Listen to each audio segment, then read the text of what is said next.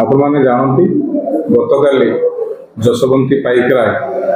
स्वामी ना लक्ष्मीनारायण पाइकराय ओरफ पुना घर आठगड़ पाटना रिपोर्ट उपर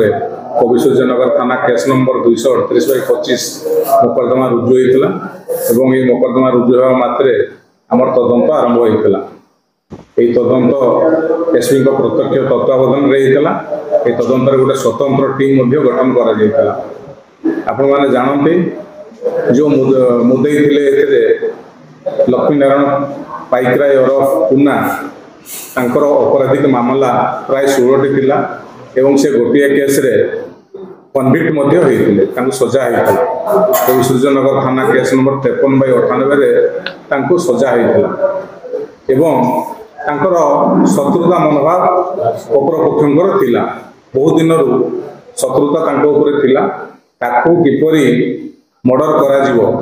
किपरि जीवन मारिदेवे से जो 6 जन मुदला गिरफ होती से परोक्ष एवं प्रत्यक्ष कन्स्पिरेसी करते ब्रह्मपुर गोटे निर्दिष्ट स्थान में एकाठी होते 10/3/2025 तारीख एवं प्लान करते किपरि भाव में पुना पाइकराय को मूलोत्पाटन करदवा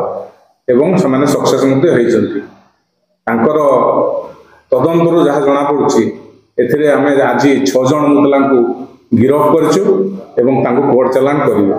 मुदला मान ना है सुनील कुमार पल्ली ओरफ मिट्टू घर आठगड़ पाटना, जितेंद्र कुमार साहू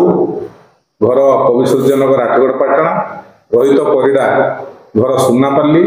श्रीकांत गौड़ घर पथरापल्ली एवं श्रीकांत जेना घर होची मर्दराजपुर थाना पंडसरा।